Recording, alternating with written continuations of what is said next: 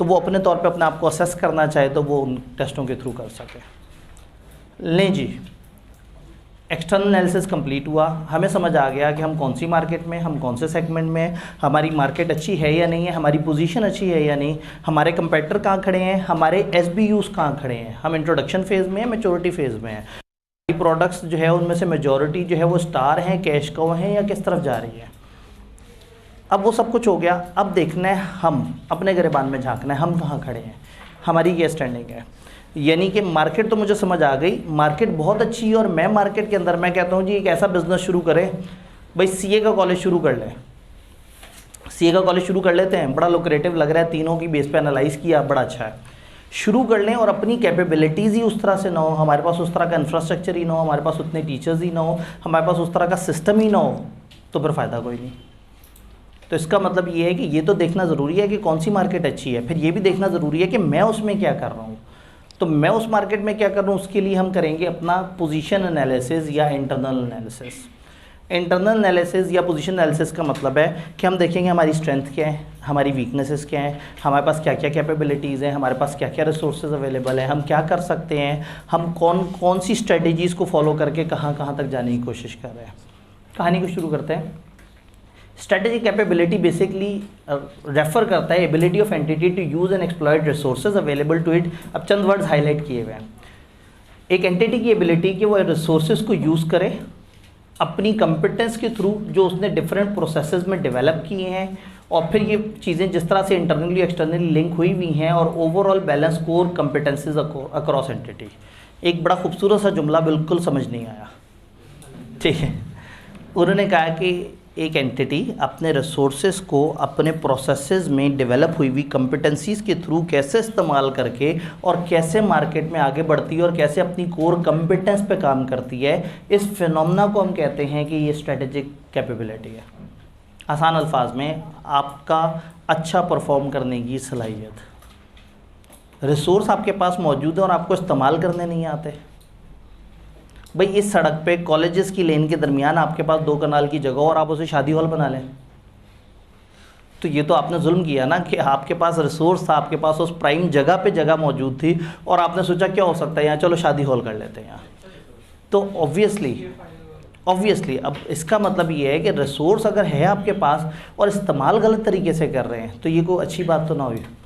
तो रिसोर्सेज को इस्तेमाल करना आना चाहिए, फिर आपके अच्छे प्रोसेस डेवलप हुए हुए हों जिसमें आप रिसोर्सेज को सही तरीके से झोंक सकें, और फिर आपकी कुछ कंपिटेंसीज डेवलप होनी चाहिए। इन तमाम वर्ड्स पे हम थोड़ी सी बात करते हैं आसान अल्फाज में। It can also be describe by ability of organization to use core competence to create competitive advantage.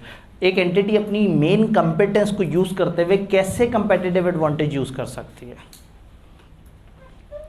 अब फॉर एग्जाम्पल हमारे पास एक टीचर हो जिसको लॉ बड़ा अच्छा पढ़ाना आता हो और हम उसको AC ठीक करने पर लगा दें तो गलत हो जाएगा ना। कोर कंपिटेंस को अगर हम यूज़ गलत तरीके से करेंगे तो मुनासिब नहीं होगा। टीचर हो, लॉ अच्छा पढ़ाना आता हो, लॉ में बच्चों से पढ़ना चाहते हैं, हम कहते हैं कि नहीं हम ACCA शुरू करें, ACCA में भी बड़ा मार्जिन है, और उस टीचर को उठा के ACCA में फुल टाइम लगा दें, तो इसका मतलब है कि हमने एक अच्छा काम नहीं किया। तो आप अपनी कोर कंपिटेंसीज को सही से यूज़ कर सकें, ये स्ट्रेटेजिक कैपेबिलिटी है। कंपेटिटिव एडवांटेज किसे कहते हैं? जब आप अपने रिसोर्सेज, कंपिटेंस और कैपेबिलिटीज़ को सक्सेसफुली मैनेज करें। अभी लफ्ज़ों की बहुत बार बार तकरार हो रही है, एक दफ़ा ज़रा थोड़ा समझते हैं। अगेन एक डायग्राम जो मैंने चोरी की, ठीक है, मैं रेफरेंस वगैरह दे देता हूँ कि मैंने कहाँ से चोरी की, आप सर्च करेंगे तो ये बेसिकली एक ट्यूटर नोट दिया है समझाने के लिए। सबसे पहले आप देखते हैं कि आपके पास क्या रिसोर्सेज है, हमारे पास एंटिटी के पास क्या क्या रिसोर्सेज है उनको आइडेंटिफाई करते हैं। फिर देखते हैं कि क्या क्या कैपेबिलिटीज़ हैं जो हम कर सकते हैं बाकियों से बेहतर। हमारे पास क्या क्या वो रिसोर्सेज हैं जी, हमारे पास कुर्सियां हैं, AC हैं, हमारे पास एक मेन सड़क के ऊपर एक बिल्डिंग है, और हमारे पास कुछ ऐसे लोग हैं जो कि बिज़नेस स्टडीज़ और अकाउंटिंग स्टडीज़ अच्छे तरीके से पढ़ा सकते हैं। रिसोर्सेज, देन कैपेबिलिटी, अब हम इनसे क्या क्या कर सकते हैं। इनसे हम ACC की पढ़ाई करवा सकते हैं, इन लोगों को हम कह सकते हैं आप यूनिवर्सिटियों में जाके पढ़ा दो, इन लोगों के साथ यहाँ पे एक ऐसा इदारा बना सकते हैं जो लोगों को ट्रेनिंग्स वगैरह प्रोवाइड करे, मुख्तलिफ़ तरह के जो इश्यूज़ हैं उनके ऊपर पब्लिक स्पीकिंग करवा सकते हैं, तो और हम CA की क्लासें भी पढ़वा सकते हैं। तो कैपेबिलिटीज़ हम क्या क्या कर सकते हैं। फिर अब आपने देखना है कि इन रिसोर्सेज को सही तरीके से इस्तेमाल करके ऐसी कैपेबिलिटीज़ में लगाएं जिससे कंपेटिटिव एडवांटेज मिल जाए। हो सकता है आप सोचें कि ठीक है जी, मार्केट में ट्रेनिंग बड़ी कम हो रही है, तो शाम के वक्त अगर इन रिसोर्सेज में से हर रिसोर्स 1-1 घंटे की ट्रेनिंग प्रोवाइड कर दे प्रोफेशनल्स को, तो एक ऐसी जगह है जिस पे कोई काम नहीं कर रहा, तो हमें कंपेटिटिव एडवांटेज मिल सकता है। हो सकता है ये ऐसे रिसोर्सेज हो जिनको हम कुछ ग्रुप ऑफ स्टूडेंट्स दें और वो ग्रुप ऑफ स्टूडेंट्स को अच्छे तरीके से गाइड करें कि आपने क्या काम करना है और एक छोटी सी फर्म शुरू कर सके। और हो सकता है कि हम बच्चों को क्लासों में बिठाएं और इन टीचर से कहें कि आप भाई अपने ज्ञान में से चंद जो वो है तोशे वो इन बच्चों के हवाले कर दें और बच्चे जो है उससे फैज़याब हो सकें और कॉलेज उससे जो है वो मालियाब हो सके। ठीक है, देन स्ट्रेटेजी चूज़ करेंगे। फिर ये नहीं कि हम देखें कि रिसोर्सेज क्या है हमारे पास, हम क्या कर सकते हैं, फिर हम इन रिसोर्सेज को यूज़ करके क्या हम कंपेटिटिव एडवांटेज कमा सकते हैं। अगर कमा सकते हैं तो अब हमारी स्ट्रेटेजी क्या है। हमने कंपेटिटिव एडवांटेज कमा लिया, अब क्या करना है। अब समझ आ गया कि चल पड़ा है, एक बिज़नेस शुरू किया वो चल पड़ा, अब क्या करना है। क्या वहीं पे बैठे रहें, क्या मज़ीद ब्रांचेस शुरू करें, क्या मज़ीद सेगमेंट्स में एंटर हों, क्या मज़ीद बिजनेसेस में एंटर हों।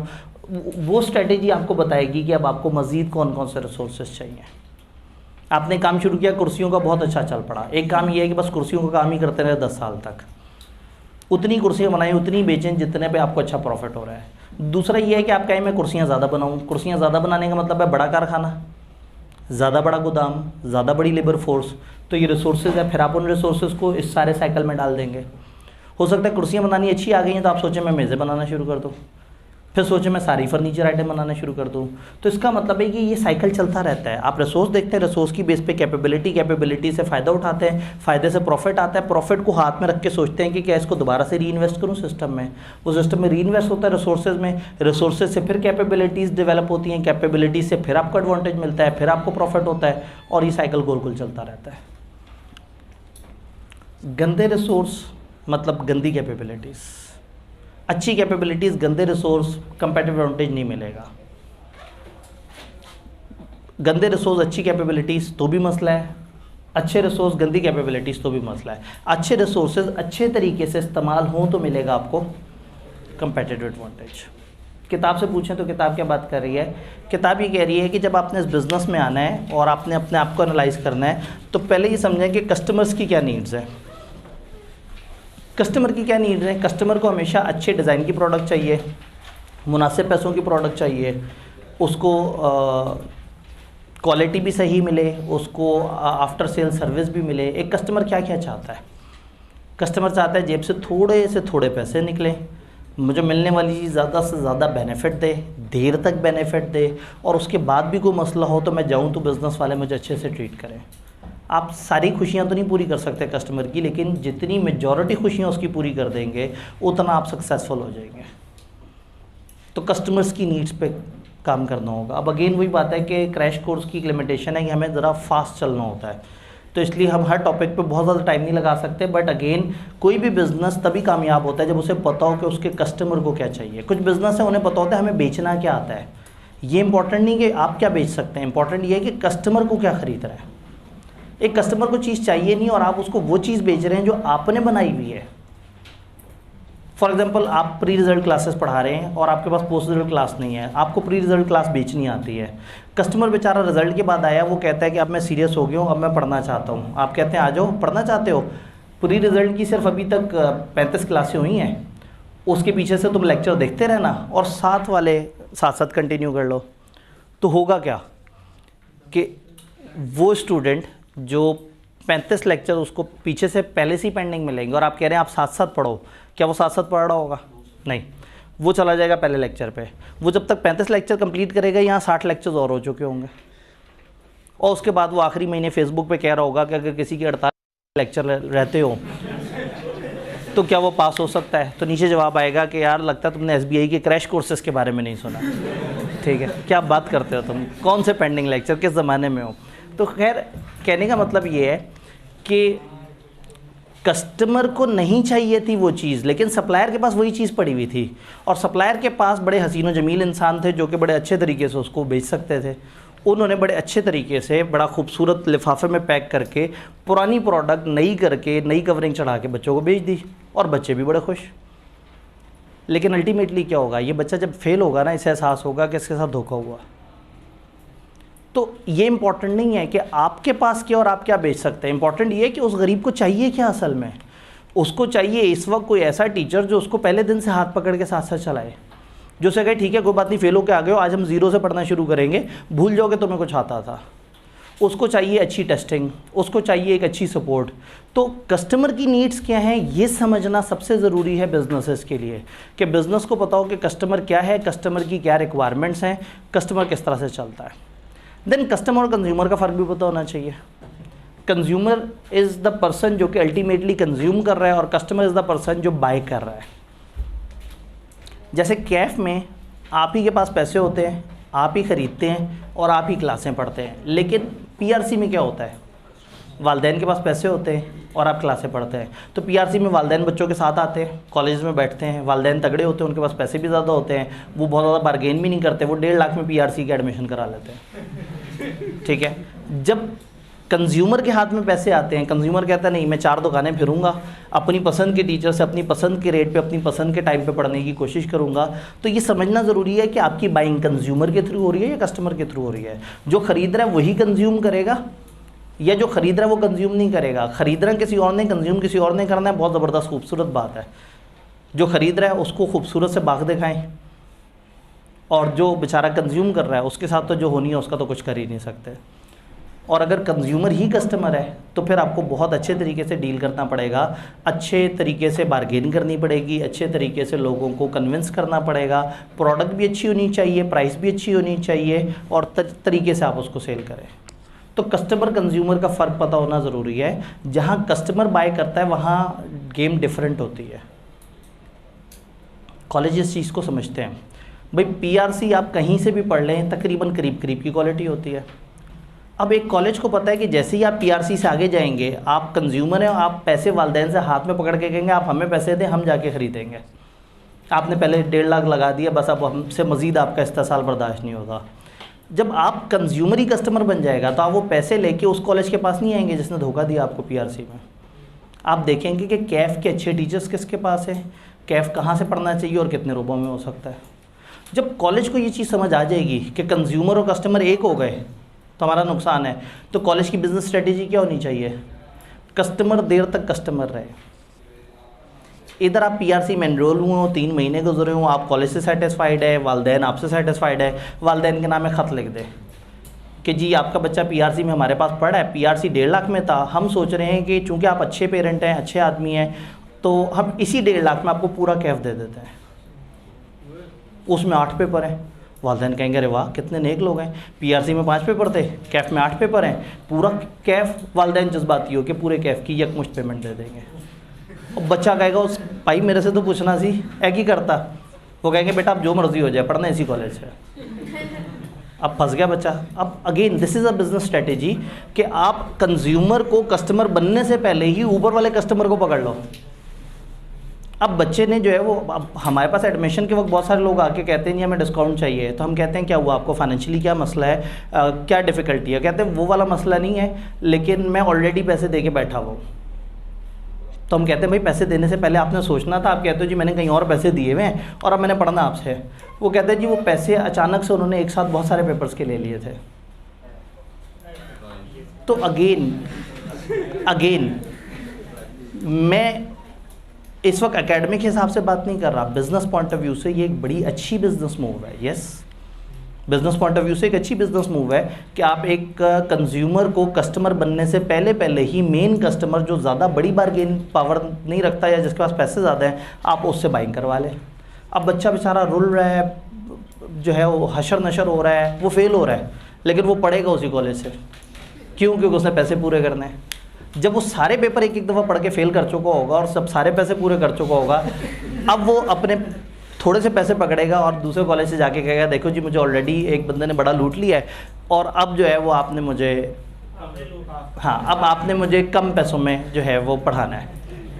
तो अगला कॉलेज कहता है भाईजान हमारा क्या कसूर है, किसी और ने तुम्हारे साथ बुरा किया तो सारा कसूर हम पे तो ना निकालो।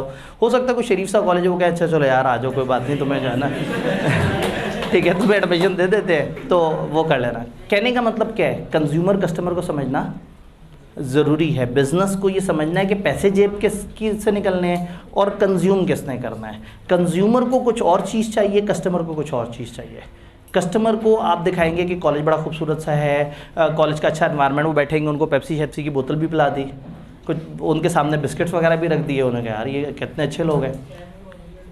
उनको बोतल पिलाने या बिस्किट खिलाने से बेहतर था कि क्लास में उनके बच्चे को अच्छा पढ़ा देते। लेकिन बच्चा कंज्यूमर, जेब से उसके पैसे नहीं निकलने, किसके निकलने? तो खुश किसका होना ज़रूरी है? कस्टमर को हर 2 हफ्ते बाद एक लेटर भेज दे, आपका बच्चा क्लासेस में 1-2 क्लासेस स्किप कर चुका है, ज़रा ध्यान रखें। कस्टमर को जो है वो मैसेजेस कर दें, कस्टमर के साथ ऐसा ताल्लुक़ रखें, कस्टमर का बेटा तुमने इस कॉलेज से नहीं निकलना। बच्चा जितना मर्जी समझा दे कि भाईजान कॉलेज सही नहीं है, वो कहेंगे ना ये देखो ना, हमें ये हमसे रब्ता करता है, तुम चाहते हो तुम ऐसे किसी कॉलेज में चले जाओ जो बताए ही ना हमें कि तुम कर क्या रहे हो। जब 1.5-2 साल बाद बच्चा रुलता नज़र आता है ना वालिदैन को, तो कहते हैं बेटा देख लो जो तुम्हारे लिए बेहतर है वही करो। तो ये दिस इज़ डिफरेंस कस्टमर और कंज्यूमर में। 4 पीस मार्केटिंग करते हुए आपने 4 चीज़ों का ख्याल रखना है, प्रोडक्ट, प्लेस, प्राइस और प्रमोशन। प्रोडक्ट ऐसी होनी चाहिए जो लोगों की नीड्स को पूरी करे, प्राइस ऐसी होनी चाहिए जो लोग बाय कर सकें। भाई हम यहाँ 1 लाख रुपए में कोर्स ऑफ़र कर दें, बच्चे बाय नहीं कर सकेंगे, फ़ायदा कोई नहीं। हम प्राइस रखें 5,000 रुपये और प्रोडक्ट बहुत ही थकी हुई सी दे दें, वो भी लोग नहीं लेंगे। प्लेस, हमारी प्राइस भी मुनासिब हो, प्रोडक्ट भी बहुत अच्छी हो, लेकिन हम जो है वो कसूर रोड पे जाके जो है वो आगे कसूर से थोड़ा सा पहले कॉलेज बना के बैठ जाएं, वो भी को बहुत मज़े की स्ट्रैटेजी नहीं है। और देन प्रमोशन, ये हमारा मसला है। हमारी प्राइस भी सही है, प्रोडक्ट भी अल्लाह का शुक्र अच्छी है, प्लेस भी मुनासिब है, हमें बेचना नहीं आता, हमें उतने झूठ नहीं बोलने आते। हमारी फेसबुक पे जाके देखें, आपको 2-3 हफ्ते बाद एक आध पोस्ट नज़र आती है बड़ी फीकी सी, ठीक है। तो अगेन आपकी प्राइस भी सही हो, आपकी प्लेस भी अच्छी हो, आपकी प्रोडक्ट भी अच्छी हो, एंड आपको उसको सेल करना भी आता हो। ये चारों चीज़ें स्ट्रॉन्ग होंगी तो आपकी अच्छी मार्केटिंग होगी। तो इसको मार्केटिंग मिक्स कहते हैं। किसी भी बिज़नेस के लिए ज़रूरी है, अब किसी भी बिज़नेस ने इवन कुर्सियाँ भी बेचनी है ना, तो उसे देखना होगा कि कुर्सी अच्छी होनी चाहिए, कुर्सी की प्राइस क्या सेट करनी है ये देखना है। मैं ये नहीं कह रहा प्राइस हमेशा मुनासिब सेट करनी है, प्राइस वो सेट करनी है जो उस किस्म की मार्केट के लोग ख़रीदते हैं। हो सकता है कि आपको एक एग्जेक्टिव कुर्सी बनानी हो और उस एग्जेक्टिव कुर्सी की पहले दिन से ही 50,000 प्राइस रखें। वो नहीं होती फ़िरौन वाली कुर्सी, वो जो वो मॉर्निंग टॉक शोज़ वगैरह में, जो मॉर्निंग शोज़ वगैरह में वो एक बड़ी सी कुर्सी, वो ऐसे करके पीछे तक उसका कमर शायद ज़मीन से यहाँ तक तो आई हुई होती है, ठीक है। और वो और ऊपर से उस पर खातून वो बैठी होती हैं जो पहली नॉर्मल इंसानों से छोटी होती हैं, वो अंदर गुम हुई होती है कहीं ना, वो पता इतनी ऊंची सी कुर्सी में। तो अब वो फ़िरौन टाइप की आपने कुर्सी बनाई और आपने कह दिया 50,000 की है, बनाई आपने 11,000 में, लेकिन आपने पहले दिन से ही उसे 50,000 की रख दिया, उसको स्टेटस सिंबल बना दिया। लोगों ने नहीं ख़रीदा, आपने कैसी की तैसी, आपने मॉर्निंग शोज़ वालों को जाके फ्री गिफ्ट कर दिए, उन्होंने वो कुर्सियाँ रखनी शुरू कर दी। वो ख़वातीन ने देखा, उन्होंने कहा ये होती हैं असल कुर्सियाँ। अपने अपने मर्दों से उन्होंने कहा भाई कि तुसी केड़ी कुर्सी दिला बैठे है कि है 1.5 लाख का सेट, कोई सेट है, असल है फ़िरौन वाली कुर्सी। अब असल में उनको लगता है कि शायद उस कुर्सी पे बैठने से बंदा मौजूद हो जाता है। मौजूद वो खातून मॉर्निंग शो वाली अपनी पता नहीं कितने अरसे के एक्सपीरियंस की वजह से, उसकी एक फ़ैन बेस है, उसने कुछ वर्किंग की है, इनको लगता है शायद कुर्सी की वजह से मौजूद हो रही है, तो ख़वातीन कुर्सियाँ ले आती हैं, फिर उस पर बैठती हैं, मौजूद फिर नहीं होती। तो ये चीज़ बड़ी इंपॉर्टेंट है। प्रोडक्ट, प्राइस, प्लेस, प्रमोशन, चारों चीज़ें मिल के काम करेंगी। अगर आपने इनमें से एक भी चीज़ मिस कर दी तो आप अच्छे तरीके से मार्केट नहीं कर सकेंगे। जैसे मैंने आपको बताया कि हमारी जो वीकनेस है, हम प्रमोशन में बहुत हल्के हैं, क्योंकि हमें लगता है कि प्रमोशन करते करते हम झूठ ना बोल दें तो उस डर के मारे सिरे से ही प्रमोशन नहीं कर पाते। खैर चलें, अब अगला एनालिसिस, हमें समझ आ गया कस्टमर क्या है, उसकी नीड्स क्या है, उसको क्या चाहिए, हमें स्ट्रेटेजी कैपेबिलिटी पता लग गई, हमें रिसोर्स पता लग गए। अब अगली चीज़ ये है कि हमने करना क्या है, हमने क्रिटिकल सक्सेस फैक्टर्स पे काम करना है। हम जिस बिज़नेस के अंदर हैं उस बिज़नेस के क्रिटिकल सक्सेस फैक्टर्स क्या होंगे। फॉर एग्जांपल हम एक एसी बनाने वाली कंपनी है, व्हाट आर द फैक्टर्स जो हमारी सक्सेस के लिए ज़रूरी हैं। हम अगर एसी बेच रहे हैं तो व्हाट आर द फैक्टर्स जो हमारे एसी वाले बिज़नेस में लाजमी होने चाहिए। हमारा एसी का कंप्रेसर अच्छा होना चाहिए, एसी कूलिंग अच्छी करता हो, प्राइसेस ऐसी हों जो लोगों की अप्रोच में आ सकती हों, इलेक्ट्रिक कंजम्पशन मुनासिब हो। ये वो फैक्टर्स हैं जिन पे हमें काम करना होगा। हम अगर एक हॉस्पिटल हैं तो क्या फैक्टर्स होने चाहिए जी? लोकेशन ऐसी होनी चाहिए जो लोगों के लिए अप्रोच में हो जी, ओवरऑल हाइजीन एनवायरनमेंट बेहतर हो, डॉक्टर्स अच्छे हो, स्पेशलिस्ट ज़्यादा से ज़्यादा अवेलेबल हो, इक्विपमेंट अच्छा हो, ऑपरेशंस वगैरह मुख्तलिफ तरह के कर सकते हो। तो ये सारे क्रिटिकल सक्सेस फैक्टर्स। सीए का कॉलेज शुरू करना हो, टीचर्स अच्छे होने चाहिए, स्टाफ भी अच्छा होना चाहिए अनफॉर्चुनेटली जी। टीचर अगर टीचर गोल मटोल से होने चाहिए, और मैनेजमेंट अच्छी होनी चाहिए, ठीक है। अच्छा, उस चीज़ पे किसी ने बात ही नहीं की जिस पे खर्चा सबसे ज़्यादा कराते हैं, एसी चलते हो, ठीक है, क्लास के अंदर कूलिंग हो, इंफ्रास्ट्रक्चर खूबसूरत हो। नहीं नहीं, चाहे ये क्रिटिकल सक्सेस फैक्टर नहीं, ये ऐड ऑन है, ये ऐड ऑन सर्विस है। नहीं नहीं, तो वो टीचर वाली बात हो गई ना, उन्होंने गोल मटोल टीचर जो है किसे कहा था। अच्छा, क्रिटिकल सक्सेस फैक्टर इज़ कि आपकी लोकेशन अच्छी हो, आपकी प्राइस ऐसी हो जो लोगों के लिए अप्रोचेबल हो, आपके पास कम से कम थ्योरी न्यूमेरिकल दोनों एरियाज़ में अच्छे अच्छे टीचर्स मौजूद हों, और आप ज़्यादा बेहतर तरीके से काम कर सकें। ये सब हवाई बातें हैं। आपका सक्सेस रेट भी अच्छा हो, ये हवाई बात है। मैंने कहा आपका पास रेट अच्छा हो, ये क्वालिटेटिव बात। और जब मैं सेट कर दूंगा कि आपका पास रेट 70% हो, तो ये क्वान्टिफाइड बात है। मैं कहूँ आपके पास अच्छे टीचर होने चाहिए, क्वालिटेटिव बात है। क्वांटिटेटिव बात कब होगी? जब मैं कहूँ कम से कम 3 अच्छे टीचर्स होने चाहिए। बात समझ रहे? ये क्वालिटेटिव बात है कि अच्छी लोकेशन होनी चाहिए। क्वांटिटेटिव बात है कि जी गार्डन टाउन से 2-3 किलोमीटर के रेडियस के अंदर अंदर होने चाहिए। मैं कहता हूँ कि ज़्यादा नंबर ऑफ स्टूडेंट्स आप पढ़ा रहे हो, ये क्वालिटेटिव बात है। 3000 से ऊपर बच्चे पढ़ा रहे हो, ये क्वांटिटेटिव बात है। आपके ऑपरेशंस का, हॉस्पिटल में ऑपरेशंस का सक्सेस रेट बेहतर हो, क्वालिटेटिव बात। 98% से अच्छा सक्सेस रेट हो, क्वांटिटेटिव बात। आपके पास अच्छे सर्जन्स मौजूद हो, क्वालिटेटिव। आपके पास कम से कम 4 अच्छे सर्जन मौजूद हो। तो इसका मतलब है सबसे पहले हम डिफाइन करेंगे क्रिटिकल सक्सेस फैक्टर क्या है, फिर उसको मैथमेटिकली उसका एक टारगेट सेट करेंगे और फिर उस टारगेट को अचीव करने की कोशिश करेंगे। बात समझ रहे हैं? बहुत सारे स्टूडेंट्स कंफ्यूज होते हैं CSF और KPI में क्या फ़र्क है। यही बेसिक फ़र्क है। क्रिटिकल सक्सेस फैक्टर फैक्टर्स हैं जो क्रिटिकल है सक्सेस के लिए। आपने देखना है कि वो कौन से फैक्टर्स हैं जिन पे काम करेंगे तो आपका काम चलेगा। तो अगर मैं किसी भी बिजनेस में हूँ तो मुझे ये नहीं देखना मैं क्या क्या कर सकता हूँ, पहले देखना है उस बिजनेस में सक्सेस के लिए व्हाट आर द पैरामीटर्स जो हमें चाहिए। अगर हमने उन पैरामीटर्स को पूरा कर दिया तो फिर हम सक्सेसफुल हो सकते हैं। तो क्रिटिकल सक्सेस फैक्टर वो फैक्टर्स हैं जिन पे काम करेंगे तो हमारा इदारा आगे चलेगा। अब क्रिटिकल सक्सेस फैक्टर की परफॉर्मेंस इंडिकेटर्स, इनका आपस में क्या लिंक है? आपने क्रिटिकल सक्सेस फैक्टर सेट करने और फिर हर क्रिटिकल सक्सेस फैक्टर का कोई की परफॉर्मेंस इंडिकेटर सेट कर देना है। फॉर एग्जांपल मैंने यहाँ पे एक जस्ट रैंडम वर्किंग की हुई है। ये एक क्लास थी, एक दफ़ा ऑनलाइन क्लास थी मेरे ख्याल में, जब MFA नया नया आया था तो उस वक्त एक ऑनलाइन में क्लास कर रहा था। तो उसमें स्टूडेंट से मैं पूछा था, हाँ जी आप बताएं कि क्रिटिकल सक्सेस फैक्टर्स क्या हैं CA के कॉलेज के लिए। तो वो कहते हैं सर कंपिटेंट टीचर हो, थ्योरी के भी अच्छे टीचर हो, मेडिकल के भी टीचर अच्छे हो। वो अगर सर अच्छी लोकेशन होनी चाहिए, अफोर्डेबल फ़ी होनी चाहिए, पास रेट अच्छा होना चाहिए, इंफ्रास्ट्रक्चर अच्छा होना चाहिए। तो फिर हम आपस में डिस्कस कर रहे थे कि फिर उसके KPI क्या होने चाहिए।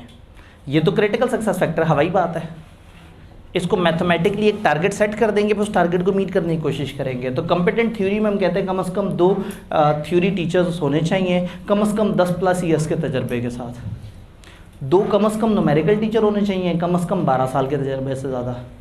लोकेशन वही बात है, गार्डन टाउन ±2 किलोमीटर। फ़ी अफोर्डेबल होनी चाहिए, जिसमें बात हो रही थी कि उन्होंने कहा सर अर्ली एनरोलमेंट के वक्त इतने ज़्यादा पैसे ले लेते हैं कि हम क्या करें। तो हमने उसको कहा कि अगर 2000 के करीब अर्ली एनरोलमेंट की फ़ी हो और उसके साथ आप जो एडमिशन दें उसके साथ स्टडी मटेरियल भी दें विदाउट फ़ी एक्स्ट्रा। अब ये बात है पुरानी, उस वक्त कॉलेज शुरू हुआ भी नहीं था और इरादा भी नहीं था, लेकिन समहाउ कुछ KPIs थे। पास रेट कम से कम 60% होना चाहिए। इंफ्रास्ट्रक्चर फिजिकल कॉलेज हो तो कम से कम 2 कनाल का होना चाहिए। ऑनलाइन अगर हो तो कम से कम 500 पार्टिसिपेंट्स का लाइसेंस होना चाहिए। तो इसका मतलब है कि जब आप CA कॉलेज शुरू कर रहे हैं तो आपको पता है कि क्या क्या चीज़ें क्रिटिकल सक्सेस फैक्टर्स हैं, फिर उनके क्या KPIs क्या है, तो आपने एक एक करके उन KPIs को पूरा करते चले जाना है, बात बन जाएगी। इन KPIs में बस यहाँ पे भी एक है, ये 1 से 2 हो जाएगा, मामला सीधा हो जाएगा। 1 से 2 कोई भी मतलब ज़रूरी नहीं है हमेशा जाना भाई, इतना डायरेक्ट जो है ना वो सवाल पूछने की तरफ जाते हैं। CSF और KPI, बातें समझ आ रही हैं? जॉनसन कॉल्स भाई आ गए, साथ लिखा हुआ है लेस इम्पॉर्टेंट, इस चैप्टर के कॉन्टेक्स्ट में लेस इम्पॉर्टेंट। इसके साथ उतना बड़ा सलूक नहीं होगा जिस तरह से बाकी मॉडल्स को आप बहुत ज़्यादा अलग से तैयार करते हैं। भला क्यों? क्योंकि ये सारी बात अभी हमने की है, यानी जॉनसन कॉल्स ने क्या किया, उसी चीज़ को रिपीट किया। तो मैं इसलिए कह रहा हूँ कि this is less important to cram. लेकिन चैप्टर 8 कौन सा चैप्टर है जिसको घोल के पी लेना है? तो चैप्टर 8 के अंदर ये टॉपिक जो है ये आपको अलग से याद नहीं करना पड़ेगा। अगर आपको पीछे समझ आ गया, अभी तक क्या समझ आया, क्रिटिकल सक्सेस फैक्टर होना चाहिए, उसके हिसाब से KPI डिफाइन होने चाहिए, फिर आहिस्ता आहिस्ता हमें उन KPIs की तरफ चलना चाहिए। जैसे वो KPI अचीव हो जाएंगे हम सक्सेस के काफ़ी करीब पहुंच जाएंगे। इन्होंने उसको 6 स्टेप्स में बताया। उन्होंने कहा सबसे पहले डिफाइन करो कि what are the success factor जो प्रॉफिटेबिलिटी के लिए क्रिटिकल है। फिर देखो उन सक्सेस फैक्टर्स के लिए आपको क्या कंपिटेंसीज चाहिए, फिर डेवलप करो उन कंपिटेंस में वो क्रिटिकल लेवल की आप आहिस्ता आहिस्ता आगे पहुंच जाओ। फिर कुछ टारगेट सेट करो जहां तक आपने जाना है, फिर अपनी कंपिटेंसीज को आहिस्ता आहिस्ता बढ़ाते बढ़ाते उस टारगेट तक पहुंचाओ। साथ साथ मॉनिटर करते रहो और देखते रहो कहाँ कहाँ कमी है और उसको कैसे बेहतर किया जा सकता है। आपने आइडेंटिफाई किया क्रिटिकल सक्सेस फैक्टर के हॉस्पिटल का जो ऑपरेशन थिएटर हैं और जो इक्विपमेंट्स हैं वो बड़े अच्छे होने चाहिए और आपके स्टाफ को बड़े अच्छे ऑपरेशंस करने आने चाहिए। आपने डिफाइन किया। अब देखेंगे आपके पास क्या है, याद है, रिसोर्स से कंपिटेंस।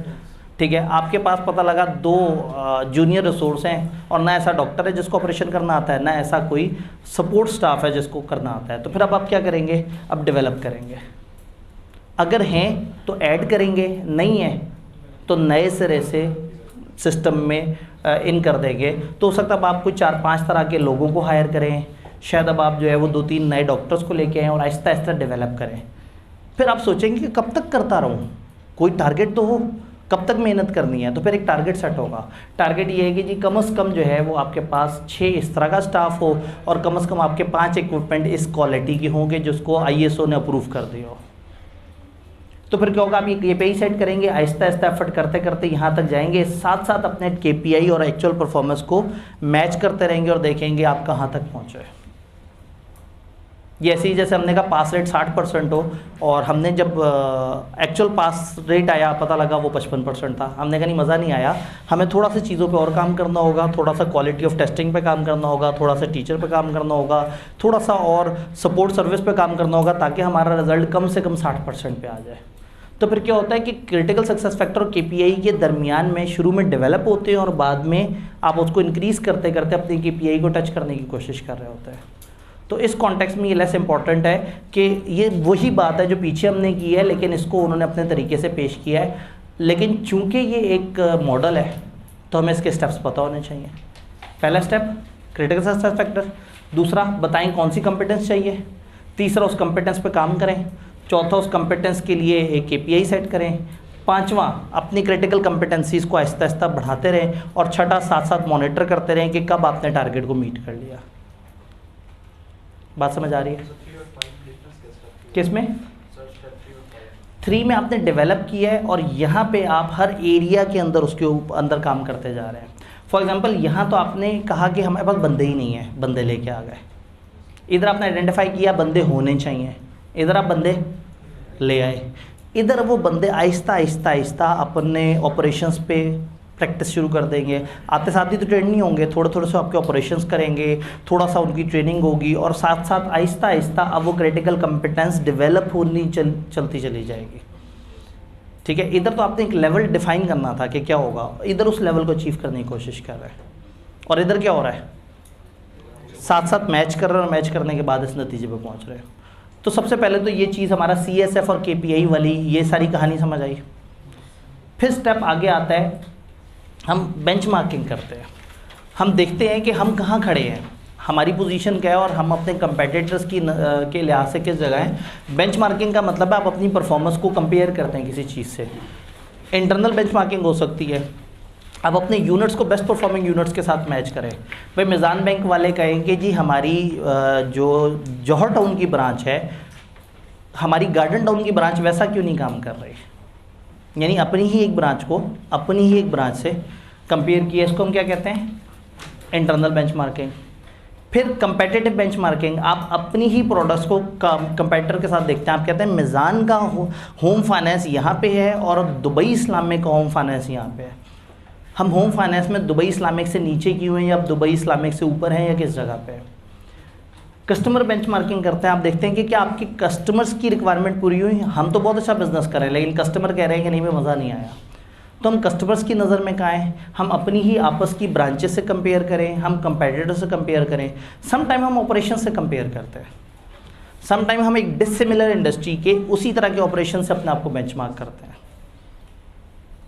फॉर एग्जांपल हॉस्पिटल और कॉलेज दोनों सर्विसेज प्रोवाइड कर रहे हैं, दोनों में कुछ मरीज़ आते हैं, दोनों में उनको ठीक करके भेजा जाता है, ठीक है। अब अगर एक हॉस्पिटल जैसे ही मरीज़ आए बड़े ध्यान से उनसे बात करते हो, आती उनसे फॉर्म फिल करवाते हो, हर चीज़ पे चेक एंड बैलेंस होते हो, अभी उनका बंदा ऑपरेशन थिएटर के अंदर एंटर ना हुआ हो कि पैसे लेने पहुंच जाते हो, तो हम सोचेंगे कि भाई हम भी तो सर्विस सेक्टर में हैं, तो हमें भी कुछ इस तरह के काम करने चाहिए कि बच्चों को दरवाजे पे ज़्यादा बेहतराम से वो रिसीव कर लिया जाए, कोई बंदा उसे पकड़ के चलते चलते फ्रंट ऑफिस तक ला के बिठाए, उससे फॉर्म फिल करवाए, फिर उसके साथ आए हुए बच्चों को कहे बेटा आप ऑपरेशन थिएटर पे जाओ, मतलब आप क्लास में जाओ, बच्चा क्लास में भी गया ना हो कि पीछे से हम उनसे कहे पैसे। कहने का मतलब है कि आप दो अलग अलग सेक्टर्स को भी आपस में बेंचमार्क कर सकते हैं। हम मतलब हो सकता है किसी टाइम पे मैं अपने स्टाफ से कहूँ कि भाई एक हॉस्पिटल में भी तो कितना अच्छा फ्रंट ऑफिस मिलता है, हालांकि वहाँ तो बड़े लोग मजबूरी की हालत में जाते हैं, बट उन्होंने इतना साफ़ सुथरा एनवायरनमेंट दिया होता है, वाई नॉट हमारे यहाँ भी उसी तरह का साफ़ सुथरा एनवायरनमेंट हो सकता है हम इस तरह से बेंचमार्क करें। जैसे मैं एक दफ़ा ये जो लिबर्टी पे कुछ पराठा रोल वगैरह वालों की दुकानें हैं, वहाँ से गाड़ी पे गुजर रहा था तो पीछे बहुत सारे जो है ना वो उनके जो नुमाइंदे होते हैं वो गाड़ी के पीछे पीछे भाग रहे, शीशे पे हाथ मार रहे, गाड़ी के आगे आने की कोशिश कर रहे, वो अपना पाँव टायर में फंसाने की कोशिश कर रहे थे कि मैं शीशा नीचे करके उनसे पूछ लूँ और उनमें से जो भी बंदे ने पहले अपना कार्ड मुझे पकड़ा दिया उनसे हम पराठा रोल ख़रीद लें।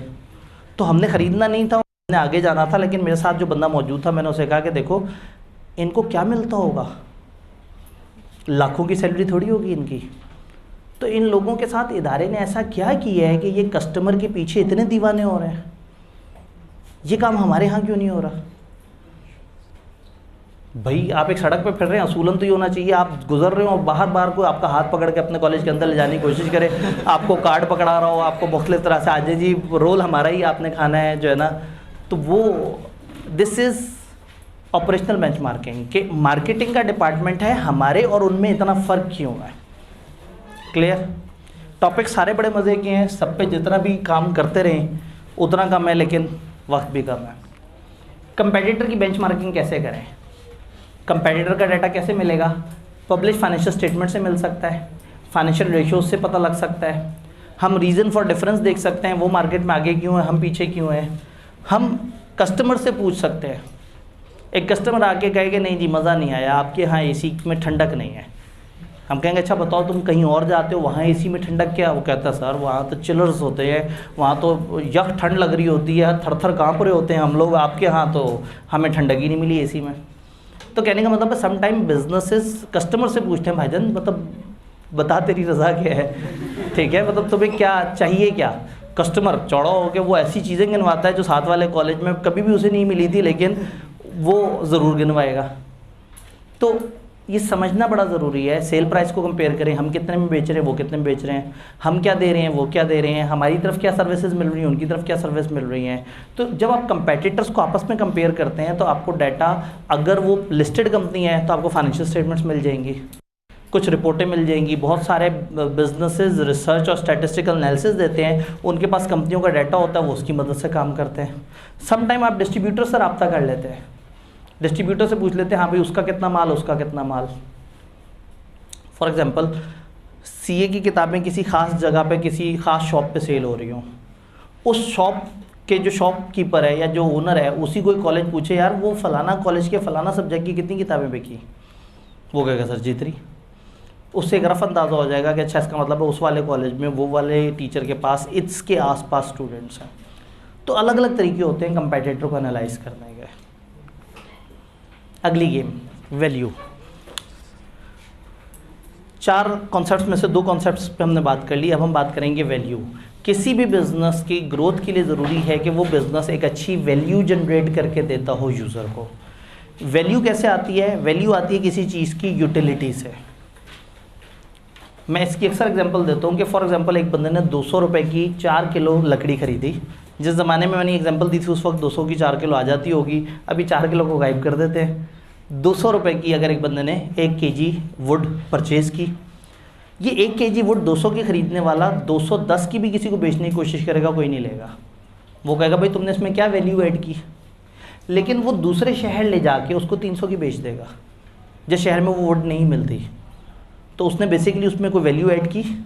हाँ, उस शहर के लोगों को एक वैल्यू मिल गई कि उनको अपने डोर स्टेप पे दूसरे शहर की अच्छी लकड़ी मिल गई। तो शायद इसका खर्चा बीच में 20 रुपये का हुआ इजाफी पर केजी डिलीवर करने पे, लेकिन वो 300 ले सकता है क्योंकि उसने उस लकड़ी में वैल्यू ऐड कर दी है। अच्छा, यहाँ पे 300 की जो लकड़ी है वो आप आगे किसी को देंगे? नहीं लेगा, 300 से ऊपर की नहीं लेगा। लेकिन अगर आप एक अच्छी मशीन से तराश खराश करके उसको लकड़ी की स्टिक्स बना देंगे तो अब आप उसको 450 रुपये की भी बेच सकते हैं। क्यों? लकड़ी और स्टिक्स में क्या फ़र्क है? स्टिक्स ऐसी चीज़ है जिसको लेके वो अपने बहुत सारे तरह की लकड़ी की चीज़ें बना सकता है, और खाली लकड़ी पकड़ के उसके पास शायद इतनी मशीनें ना होती कि उसके ऊपर ख़ास काम करता। देन आपने स्टिक बेची 450 की, एक बंदे को आपने 50 रुपये दिए, उसने चंद कीलें वगैरह ठोकी और उसके बाद वो कुर्सी पूरी तामीर कर दी। 600 रुपये की कुर्सी, लगा आपका 50 रुपया, लेकिन आपने वैल्यू ऐड कर दी। स्टिक्स में वो वैल्यू नहीं थी जो कुर्सी में होती है। फिर उसी तरह से उसमें फोम ऐड कर दिया, उस पर कलर कर दिया। आप हर स्टेप पे पैसे कम खर्च कर रहे हैं लेकिन वैल्यू ऐड होती जा रही है। तो ऐड होते होते होते यहाँ तक पहुँच गई। अब कोई भी उस कुर्सी का 900 रुपये दे देने के लिए तैयार है। फिर आपने क्या किया? कुर्सी रख दी, कुर्सी के ऊपर ब्रांड लगा दिया। जब ब्रांड लगा दिया तो 2000 की हो गई कुर्सी। उस कुर्सी को खूबसूरत से मॉल में लाइटों में सजा के रख दिया, 5000 की हो गई। इस सारे दौरान आप खर्चा थोड़ा थोड़ा सा कर रहे हैं लेकिन वैल्यू बढ़ाते जा रहे हैं। तो इसका मतलब है वैल्यू इस कस्टमर के जहन में एक परसेप्शन कि उसको क्या चीज़ कितना फ़ायदा दे रही है। जिसको जिस चीज़ में जितनी वैल्यू मिलती है वो चीज़ परचेज़ करता है। आप एक पिज़्ज़ा खाएं 800 रुपये का और जायका आपको आए 600 वाला, तो आप अगली वो पिज़्ज़ा नहीं खाएंगे। पिज़्ज़ा खाएं 600 वाला, जायका है 1000 वाले पिज़्ज़े का, आप ज़्यादा से ज़्यादा उस तरफ आएंगे। आप लेक्चर ख़रीदें 22,000 का, 25,000 का, 30,000 का और हो 7,000 के बराबर, और लेक्चर ख़रीदें आप 14,000। हाँ, इस दफ़ा तो खैर कैंपस इनॉग्रेशन ने भी अच्छा खासा का बढ़ा किया, तो 14,000 का लेक्चर ख़रीदें और वैल्यू मिले आपको 45,000 की। आप कहेंगे भाई मैं तो पूरे सेशन जो है ना हमारे बच्चे चहकते नज़र आए, आसपास के बच्चे ना मुरझाए से, यार बड़े पैसे खर्चे हैं, अभी तक समझ नहीं आ रहा क्यों खर्चे हैं। हमने खर्चे भी कम है, माल भी चौकस मिला है। तो बेसिकली वैल्यू एडिशन, ये बिज़नेस पॉइंट ऑफ व्यू है ना। मैं किसी भी क्लास में इतना एक्सप्रेसिव नहीं होता, ये अब बिज़नेस है तो बिज़नेस के अंदर तो फिर देखेंगे ना कि बिज़नेस किस तरह से बात करता है। तो अगर आपको वैल्यू अच्छी मिलेगी आप उस बिज़नेस में जाएंगे। तो अगर 2 बिज़नेसेस ने आपस में मुकाबला करना है कि हम ज़्यादा कस्टमर्स को डील करें या तुम, हम ज़्यादा प्रॉफिट कमाएं या तुम, हम ज़्यादा आगे जाएं या तुम, तो उन्हें कहाँ लड़ाई करनी होगी? प्राइस पे, क्वालिटी पे, वैल्यू पे, हर वो चीज़ जो वैल्यू ऐड करती है। तो वैल्यू चेन, पोर्टर की वैल्यू चेन, ये बेसिकली एक एनालिसिस है जो आपको कहता है कि आपने वैल्यू ऐड करनी है किसी भी चीज़ में। किसी चीज़ में वैल्यू ऐड कैसे हो सकती है? उसकी पैकिंग चेंज करके, उसका ब्रांड चेंज करके, उसकी अच्छी मार्केटिंग करके। भाई हम फास्ट ट्रैक तो करा रहे हैं और फास्ट ट्रैक बड़े कम टाइम में बच्चों को बड़े अच्छे तरीके से पढ़ाता भी है, लेकिन हम अचानक से एक सोशल मीडिया पे एक ज़बरदस्त सी कंपेन शुरू करें जिसमें एक बच्चा जो है बड़े बुरे हालात में कॉलेज तक पहुंचा हो, मरने वाला हो, कॉलेज ने पकड़ के उसको फास्ट ट्रैक के बैच में डाल दिया हो और वहाँ से वो तंदुरुस्त तो तवाना होकर निकलो और कहे कि फास्ट ट्रैक हो तो ऐसा वरना कुछ नहीं। तो फास्ट ट्रैक में तो वही रहना है, टीचर ने वैसे ही पढ़ाना था जैसे पढ़ा रहा था, लेकिन ये वाली चीज़ ने एक अचानक से कस्टमर के जहन में एक वैल्यू डाल दी कि अरे भाई इनके फास्ट ट्रैक में जाते हैं तो हम बड़े चहकते चहकते वापस आते हैं। ऐसे थोड़ी होता है कि आप रिवीजन क्लास भी करा रहे हो तो दोपहर 2 बजे है तो 1:15 बजे आप फेसबुक पे मैसेज कर दें आज से रिवीजन क्लास शुरू हो रही है, अगर कोई आना चाहता है तो आ जाए, शुक्रिया, ख़त्म कहानी। तो अगेन कहने का मतलब ये है, और ऊपर से फेसबुक पे बार बार हम मैसेजेस भी ना करें तो अब हमने वहाँ ग्रुप डाल दिए कि भाई ये 2-3 ग्रुप है, इनको ज्वाइन कर लें, आगे के क्रैश कोर्सेज़ की हम इसमें डिटेल दे देंगे।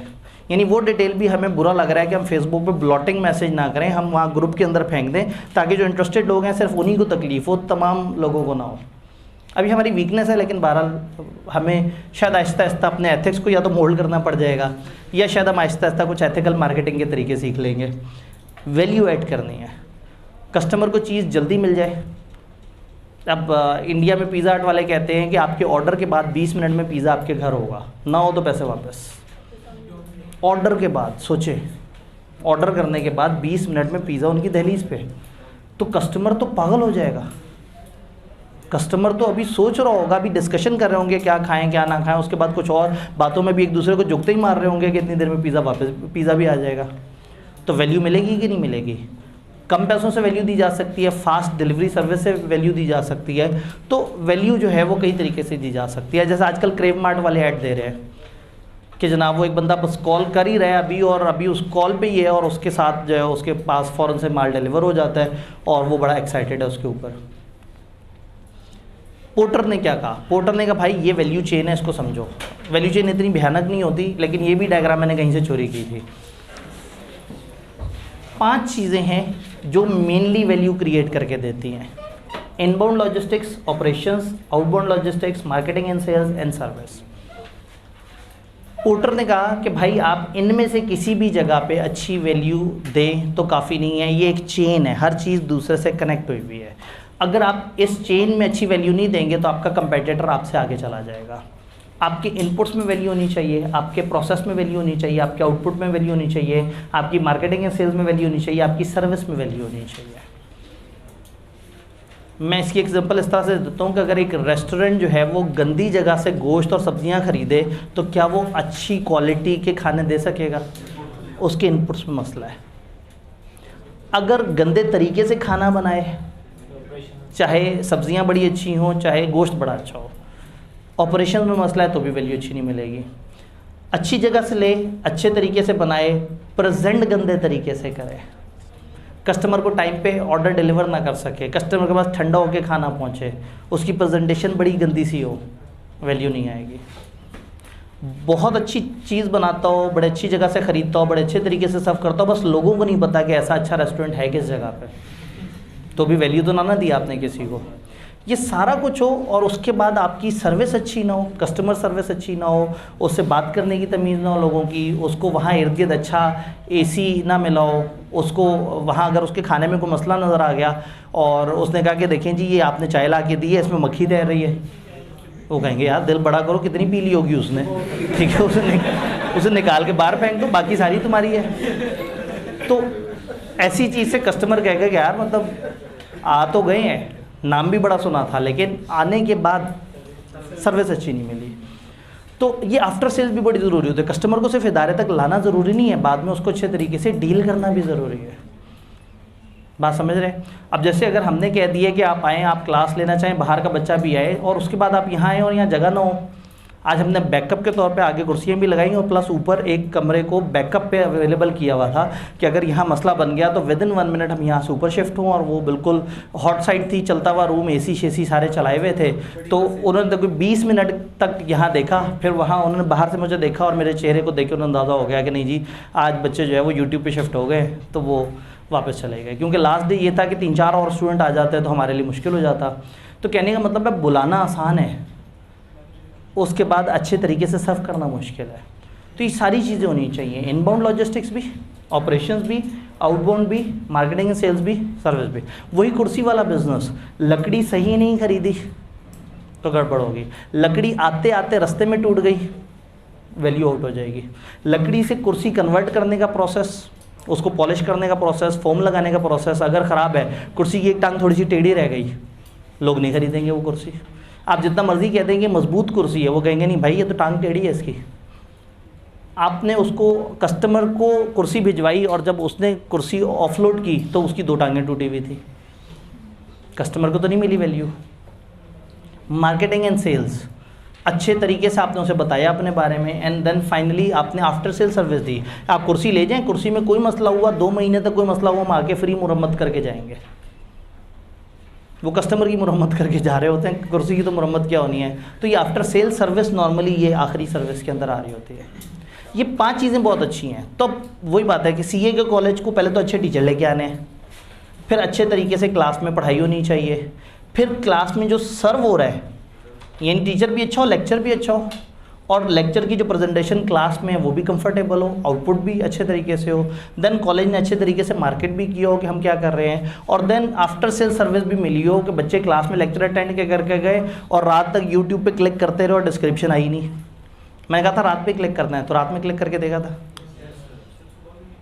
सुबह तक भी नहीं आया था। भाईजान रात में आया हुआ था। अच्छा, ग्रुप एग्जिस्ट नहीं कर रहा था, लेकिन वो एटलीस्ट जो पहला स्टेप था, वो जो गूगल ड्राइव का लिंक है वो आ गया था, और उस गूगल ड्राइव के लिंक के अंदर वो आ गए थे। ठीक है, फिर उससे बाद अगला स्टेप था। तो पहला स्टेप हमारा हो गया था। चलें, हो गया जी मुकाबला। प्राइमरी सर्विसेज में मुकाबला हो गया। अब का मुकाबला होना है सेकेंडरी सर्विस में। अगर 2 कॉलेज बिल्कुल आसपास हैं, 3-4 समझे 3-4 कॉलेजेस लाइन से हैं, तो उनका अगर आपस में मुकाबला है तो पहले मुकाबला करेंगे अच्छे टीचर किसके पास। पहले ही मुकाबले पे आधे साइड पे हो जाएंगे और आधे साइड पे हो जाएंगे। फिर टीचर अच्छे, क्लासों में प्रेजेंटेशन टीचर का पढ़ाने का। टीचर बहुत अच्छा है लेकिन कहता है मैं 6 घंटे डेली पढ़ाऊँगा और 5 महीने से पढ़ाता रहूँगा, बच्चा मर जाएगा।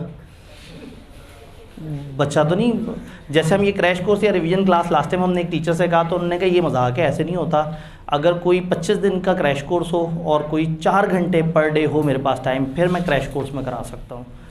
तो हमने कहा भाईजान पर वो क्रैश तो ना हुआ। क्रैश तो है ही ये कि आप कंसाइजनेस की तरफ आएँ, आप कम टाइम में ज़रा ज़्यादा चीज़ें डिलीवर करने की कोशिश करें। तो ये चीज़ भी इम्पॉर्टेंट है कि आपकी ये 5 चीज़ें सिंक हो रही हैं।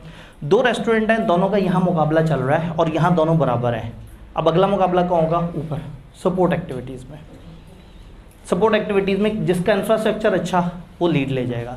2 कॉलेज हैं, दोनों में एक जैसे टीचर हैं और एक जगह शीशे लगे हुए हैं और एक जगह शीशे नहीं लगे हुए, एक जगह ऐसी नए लगे हुए हैं, एक जगह ऐसी पुराने लगे हुए हैं। तो अगर टीचर्स एक जैसे हैं तो फिर क्या होगा, आप इंफ्रास्ट्रक्चर में जिधर ज़्यादा वैल्यू मिल रही होगी वहाँ चले जाएंगे। लेकिन अगर प्राइमरी चेन में मुकाबला नहीं है तो सेकेंडरी में नहीं है, सेकेंडरी बाद में आएगा। लोगों को पहले ये 5 चीज़ें मिलनी है। जब ये 5 मिल गई उसके बाद भी अगर 2 बिजनेस बराबर हैं तो वो डिसीजन लेंगे इन फैक्टर्स पे। इंफ्रास्ट्रक्चर कैसा है, HRM कैसा है, उनके ह्यूमन रिसोर्सेज किस तरह के हैं, उनकी मैनेजमेंट के लोग किस तरह के हैं, टेक्नोलॉजी डेवलपमेंट, फिर इनका बाइंग का प्रोक्योरमेंट का जो निज़ाम है।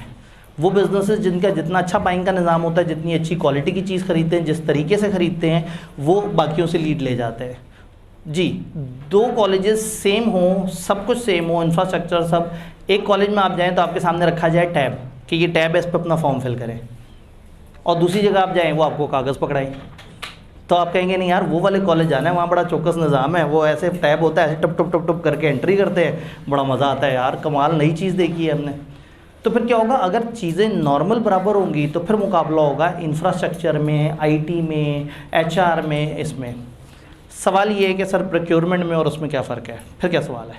सवाल ये है कि HRM जो है वो तो इंटरनल एम्प्लॉइज से रिलेट करता है। ठीक है, कस्टमर के लिए क्या वैल्यू, कस्टमर के लिए क्या वैल्यू ऐड करेगा? देखें, अगर हमारे स्टाफ के लोग हमसे ही सड़े बैठे हैं, ठीक है, उनको हमने 2 महीने से तनख्वाह ना दी हुई हो, आप उनके पास जाके कहीं रिवीजन क्लास होंगे, कौन सी रिवीजन क्लास, भाग जाओ, सब पागल लोग हैं, झूठ बोल रहे हैं, बकवास करते हैं, ठीक है। जो खुद मुतमईन नहीं बैठा होगा, इंसानों नहीं तो इंसानों से डील करना है ना। तो अगर हमारे वर्कर्स सेटिस्फाइड होंगे, हमारे एम्प्लॉइज सेटिस्फाइड होंगे, हमारे लोग सेटिस्फाइड होंगे, तो अल्टीमेटली एक अच्छी क्वालिटी नज़र आएगी। और अगर वो मायूस बैठे हों, फॉर एग्जांपल एक टीए और टीए को हम पैसे ही ना दे रहे हो, ठीक है, आप उस टीए के पास जा रहे हो कि जी वो मुझे ये वाला सवाल पूछना है, वो फिर ऐसा जवाब देगा उसका,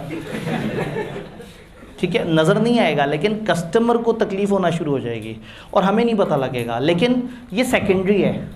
पता लगे आप टीएज और ये अपने स्टाफ की बड़ी अच्छी ट्रेनिंग करके बैठे हो और टीचर अच्छे ना हो आपके पास, तो पहला प्राइमरी एक्टिविटीज़ हैं, लेकिन प्राइमरी एक्टिविटीज़ के बाद तवज्जो देनी होगी सेकेंडरी एक्टिविटी। सेकेंडरी एक्टिविटी में हम एक आध जगह थोड़ी सी मार खा रहे हैं, जो कि आहिस्ता आहिस्ता इंप्रूव होने वाली है इंशाल्लाह। बात समझ आई? अब ज़ाहिर अगर आप हमें कंपेयर करेंगे 18 साल के तजर्बे वाले इदारों से, तो वो तो मुनासिब नहीं है ना। कुछ तो टाइम देना एक नए इदारे को, एक नया इदारा कोशिश कर रहा है। चलें जी, वैल्यू चेन हमें समझ आई। जो सीधी सीधी बातें यहाँ लिखी हुई हैं कि इनबाउंड लॉजिस्टिक्स का मतलब है रिसीविंग और स्टोरिंग। वो जो कुर्सियाँ आ रही थी, जो स्टिक्स आ रही थी, वो रास्ते में टूटे ना, हैंडलिंग अच्छी हो, इदारे तक सही पहुँचे। ऑपरेशन इनपुट को आउटपुट पर कन्वर्ट करने का प्रोसेस। आउटबाउंड लॉजिस्टिक्स कस्टमर्स तक चीज़ पहुँचाने का, मार्केटिंग, सेल्स वगैरह। Then service. सपोर्ट एक्टिविटीज़ में उनका प्रोक्योरमेंट, बाइंग वगैरह से रिलेटेड है। HR मोटिवेट, डेवलप और रिवॉर्ड करने से रिलेटेड है।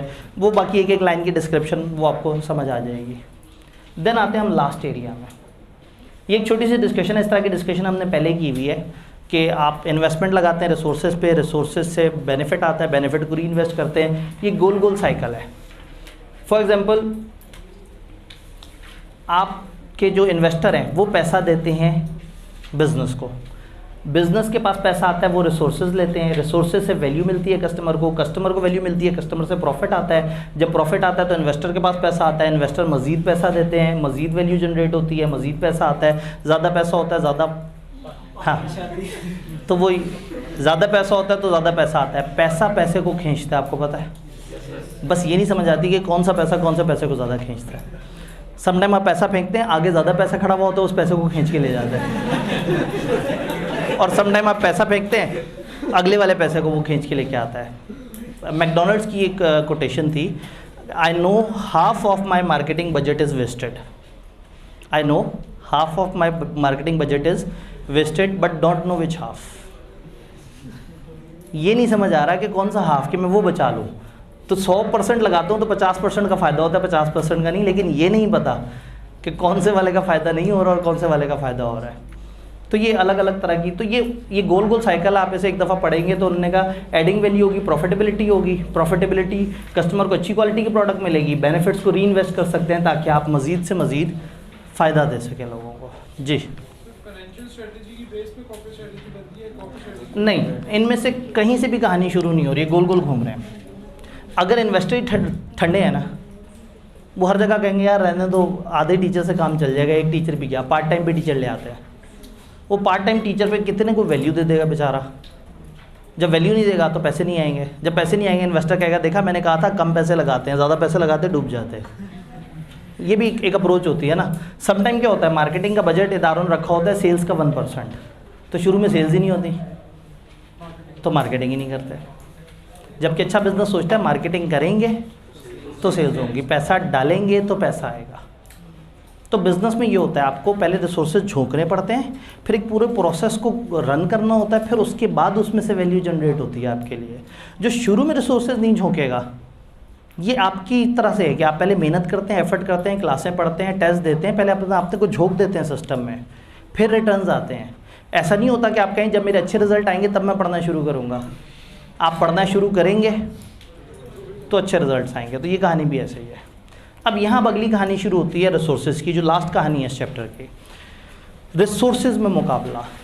हर बिज़नेस को पता होना चाहिए कि उसके क्या रिसोर्स हैं, किस तरह के रिसोर्स हैं, उन रिसोर्सेज से उसको कंपिटेंस किस तरह की आ रही है। अब इसमें एक ही एनालिसिस है स्वॉट, जो कि आसान सा एनालिसिस है, तो उस पर टाइम नहीं लगेगा, तो बाकियों पर ज़रा थोड़ी जल्दी से डिस्कशन कर लेते हैं। रिसोर्स किसे कहते हैं? किसी भी एसेट को, किसी स्किल को, किसी नॉलेज को, इन सब को रिसोर्स कहते हैं। अगर आप देखें तो ह्यूमन रिसोर्स भी रिसोर्स हैं, बल्कि हम इनसे क्यों पूछें, आप बताएं एक इदारे के रिसोर्स क्या क्या हो सकते हैं? कोई से 20-25 जवाब जल्दी जल्दी से जी। एसेट्स, फिजिकल एसेट्स जी, स्किल्स, कोई लाइसेंस वगैरह, नॉलेज, पेटेंट्स, इंटेलेक्चुअल जो आपके पास चीज़ें बनी हुई हैं, कॉपीराइट्स, गुडविल, टेक्नोलॉजी, अच्छा कस्टमर बेस, अच्छा इंफ्रास्ट्रक्चर, अच्छे एम्प्लॉयज़, अच्छी प्लेस कह सकते हैं, लोकेशन, फाइनेंशियल, पैसे की बात ही नहीं की अभी तक किसी ने, पैसे भी तो होने चाहिए ना, सबसे बुनियादी चीज़, और अच्छी नो हाउ, अच्छी बिजनेस स्ट्रेटेजी बनाने वाले लोग, अच्छी बिजनेस इम्प्लीमेंटेशन करने वाले लोग, स्किल्ड लेबर, लीडरशिप, अच्छी लीडरशिप, अच्छी एंटरप्रेन्योरशिप, अच्छी ट्रेनिंग, ये सारे के सारे ही तो रिसोर्सेज हैं। तो जब बिजनेसेस ने मुकाबला करना है तो अब रिसोर्सेज में भी मुकाबला होगा। रिसोर्सेज की जब हम बात करते हैं तो उसमें कुछ थ्रेशोल्ड रिसोर्स होते हैं, कुछ यूनिक रिसोर्स होते हैं। थ्रेशोल्ड रिसोर्स जितने कम से कम आपको चाहिए, मतलब एक बिज़नेस करना है, फॉर एग्जांपल अगर एसी बनाने वाली एक कंपनी लगानी है तो एक प्लांट होना चाहिए, एक इंपोर्टर होना चाहिए, एक कंप्रेसर मैनेजमेंट सिस्टम होना चाहिए, एक कंपाइलेशन का यूनिट होना चाहिए और एक सेल यूनिट होना चाहिए। कम से कम ये सब होना चाहिए। सीए का कॉलेज शुरू करना है, कम से कम हर सब्जेक्ट का एक टीचर तो होना चाहिए।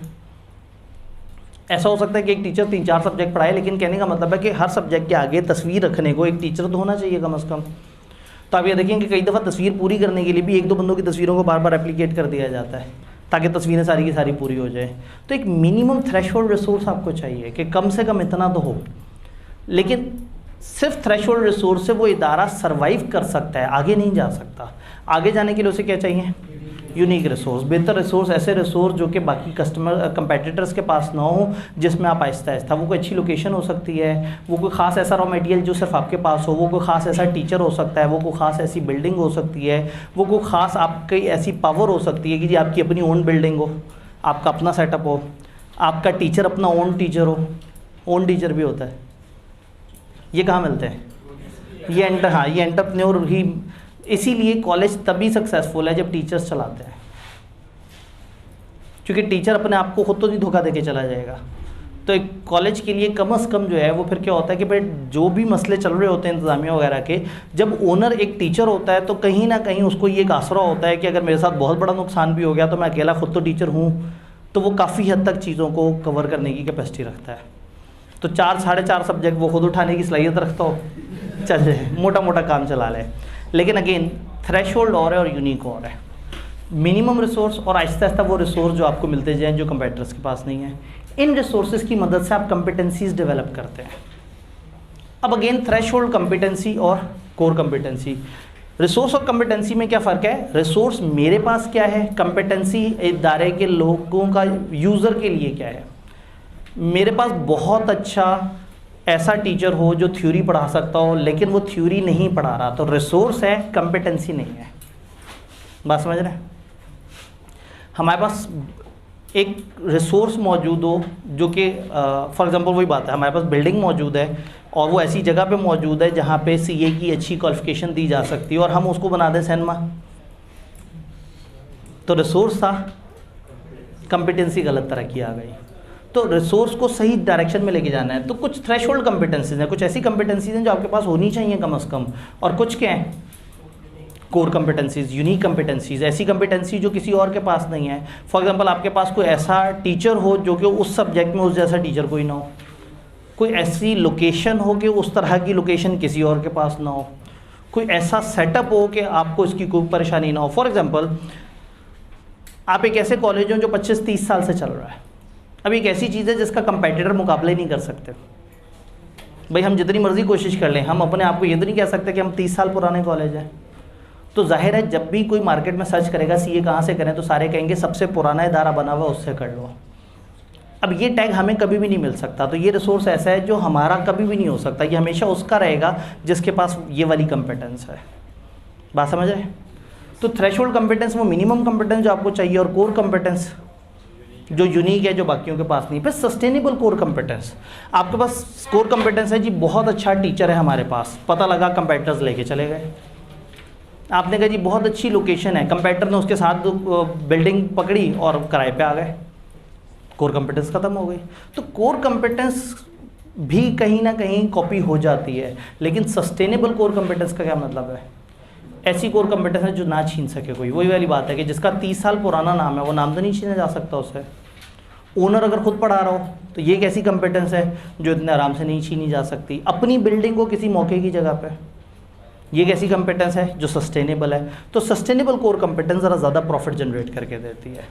देन जब हमने देखना होता है अपने कंपिटेंसीज को, तो फिर देखना है कि आर वी कैपेबल।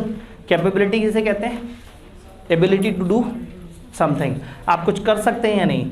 यानी कि अगर हमारे पास रिसोर्सेज मौजूद है और रिसोर्सेज की मदद से हम कंपिटेंस बना सकते हैं, तो ये चीज़ क्या कहलाएगी? कैपेबिलिटी। फिर इसमें कॉन्सेप्ट होता है डायनेमिक कैपेबिलिटी का। बदलते हालात के हिसाब से क्या हम अपने आप को बदलने की सलाहियत रखते हैं? अगर ऐसा है तो हमारे पास डायनेमिक कैपेबिलिटी, और अगर ऐसा नहीं है तो इसका मतलब हमारे पास कैपेबिलिटीज़ हैं लेकिन डायनेमिक नहीं है। बिज़नेस बहुत अच्छा जा रहा हो, अचानक से कोविड आ जाए। अब बहुत सारे इंटरनेशनल बिजनेस बहुत अच्छे जा रहे थे और कोविड के बाद वो बिल्कुल डूब गए, और कुछ ऐसे नए बिजनेसेस जिन्होंने कोविड के अंदर काम किया वो पाकिस्तान में बड़े अच्छे लेवल पे आ गए, दुनिया में बड़े अच्छे लेवल पे आ गए। तो कुछ बिजनेसेस को हिट पड़ता है और कुछ बिजनेसेस डायनेमिक कैपेबिलिटी रखती है, बदलते हिसाब से अपने आप को चेंज करने की सलाहियत रखते हैं। क्या बात समझ आई? जल्दी जल्दी से एंड की तरफ चलते हैं। कॉस्ट एफिशिएंसी और स्ट्रेटजी कैपेबिलिटी। जिस बिज़नेस की कॉस्ट एफिशिएंसी अचीव हो जाएगी वो बिज़नेस ज़्यादा अच्छे तरीके से चलेगा। कॉस्ट एफिशिएंसी कैसे आती है? दो मशहूर तरीके हैं, economies of scale, economies of scope. Economies of scale, भाई इस कमरे में अगर 30 बंदे बैठ के पढ़ रहे हो तो भी हमारा उतना ही खर्चा लगना है, और इसमें 100 बैठ के पढ़ रहे हो तो भी उतना ही खर्चा लगना है, लेकिन क्या होगा? पर यूनिट खर्चा कम हो जाएगा। इकोनॉमीज़ ऑफ स्केल ये है कि आप ज़्यादा लेवल पे काम करें तो आपको पर यूनिट कॉस्ट कम पड़ेगी। इकोनॉमीज़ ऑफ स्कोप ये है कि आप अपना स्कोप भी चेंज कर लें। आप एक बिल्डिंग है, बिल्डिंग में 7-8 कमरे हैं और वो 7-8 कमरे सुबह से लेकर रात तक आपके पास अवेलेबल हैं। आप 4 कमरे इस्तेमाल कर रहे हैं और 2 कर ही नहीं रहे, तो उन 2 में AC से शुरू करा लें, कोई इंटरनेशनल कोर्स से शुरू करवा लें। इकोनॉमीज़ ऑफ स्कोप, तो एक चावल रखने वाला जो है वो अपने पास जो है वो रायता भी रखना शुरू कर दे, अपने पास चने भी रखना शुरू कर दे, तो क्या होगा? उसकी वही दुकान, वही किराया, वही लेबर, वही सारा कुछ 2 तरह की चीज़ों पे डिवाइड हो जाएगा। तो इकोनॉमीज़ ऑफ स्केल है उसी चीज़ के अंदर आप ज़्यादा की तरफ चले जाएँ, और इकोनॉमीज़ ऑफ स्कोप आप ज़्यादा मल्टीपल तरह की डायमेंशन में आ जाएँ। कॉर्पोरेट नॉलेज भी स्ट्रेटेजी कैपेबिलिटी डेवलप करता है। वो बिज़नेस जिनके पास अच्छा कॉर्पोरेट नॉलेज होता है, अच्छा नो हाउ होता है, वो हमेशा एक स्टेप आगे होते हैं। भाई अगर एक कॉलेज को पहले से पता है कि नई स्कीम क्या आने वाली है और नई स्कीम में क्या क्या की चीज़ें किस तरह से चेंज होने लगी हैं,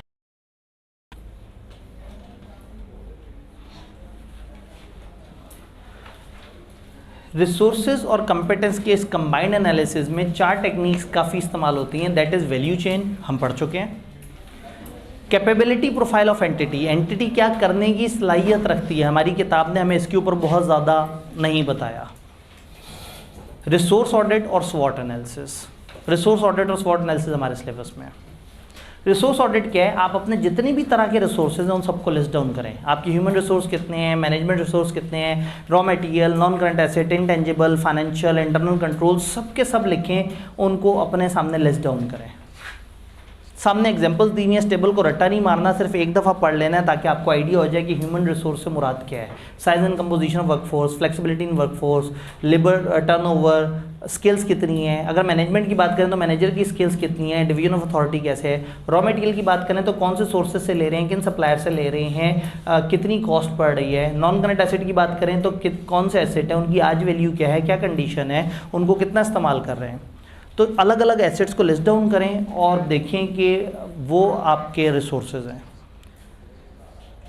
यानी हम बैठ के एक दफ़ा अंदाज़ा लगाएं कि एट SBI हमारे पास क्या क्या रिसोर्सेज हैं। तो हम कहें हमारे पास कमरे हैं, हमारे पास टीचर्स हैं, हमारे पास स्टडी मटेरियल है, हमारे पास पास पेपर्स हैं, हमारे पास कुछ इस तरह से इक्विपमेंट हैं, कुछ फाइनेंशियल रिसोर्सेज हैं, कुछ मैनेजमेंट है। इन सारों को लिस्ट डाउन करें और फिर इसके ऊपर लगाएं वायरो फ्रेमवर्क।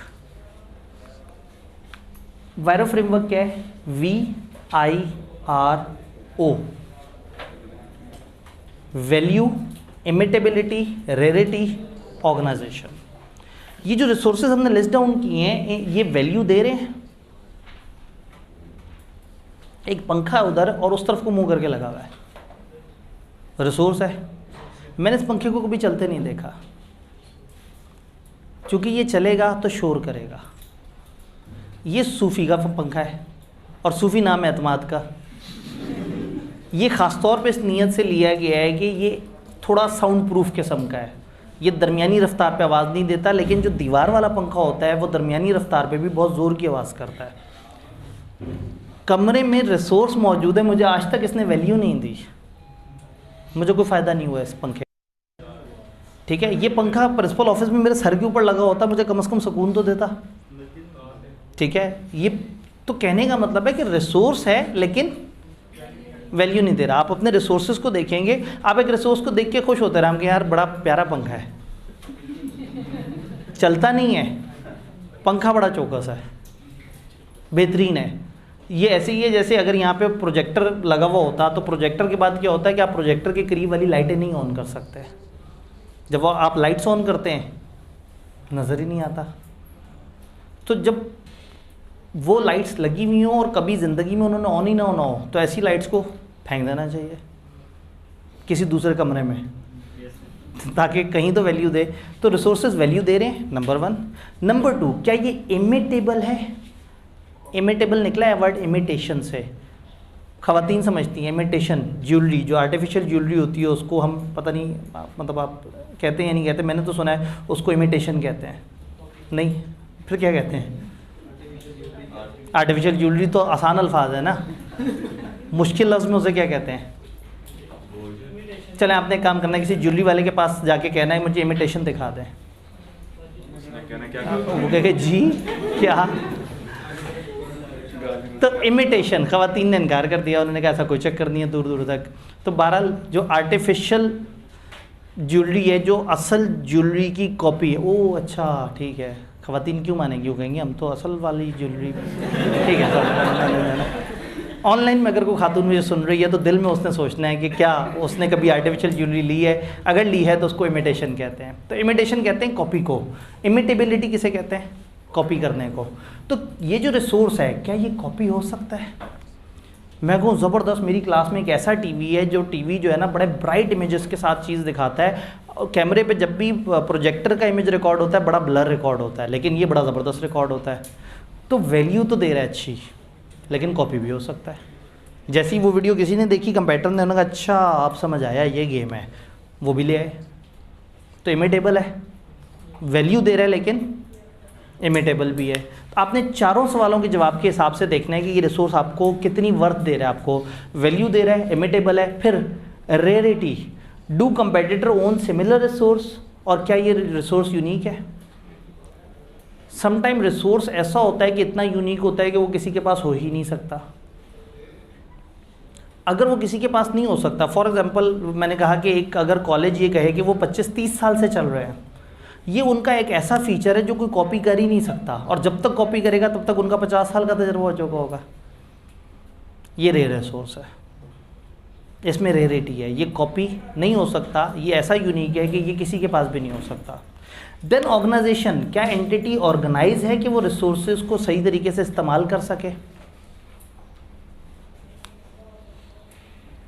मैं कहूँ जी हमारे पास 10 LEDs पड़ी हैं इस तरह की, बस हमारे टीचर्स को ये नहीं पता कि इस LED के साथ क्या करना है, या हमारे स्टाफ को नहीं पता कि उस LED को किस जगह लगा के और किस तरह से इस्तेमाल करना है। तो रिसोर्स का क्या फ़ायदा है जिसको आप इस्तेमाल सही से करना जानते ही ना हो? तो रिसोर्स वैल्यू दे, कॉपी आसानी से ना हो, रेयर हो, तो फिर तो तूफ़ानी बात है ना, फिर तो इससे तो बड़ी गेम ही कोई नहीं है। और चौथा, ऑर्गेनाइज, आपकी ऑर्गेनाइजेशन इज़ ऑर्गेनाइज्ड एनफ कि वो उसको यूज़ कर सके। तो फिर हम कहेंगे कि येस ये अच्छे रिसोर्सेज हैं। तो आप अपना रिसोर्स ऑडिट करके देखेंगे कि किस पे वायरो फ्रेमवर्क पूरा अप्लाई करता है, किस पे कुछ अप्लाई करता है। जिस पे चारों अप्लाई कर गए वो तो आपका तूफ़ानी रिसोर्स है, उसको हमेशा ज़्यादा इज्जत देनी है, उसको हमेशा संभाल के रखना है, उसके ऊपर हमेशा सबसे ज़्यादा रिलाई करना है और उससे ज़्यादा से ज़्यादा कंपिटेंस जनरेट करते चले जाना है। बात समझ आई?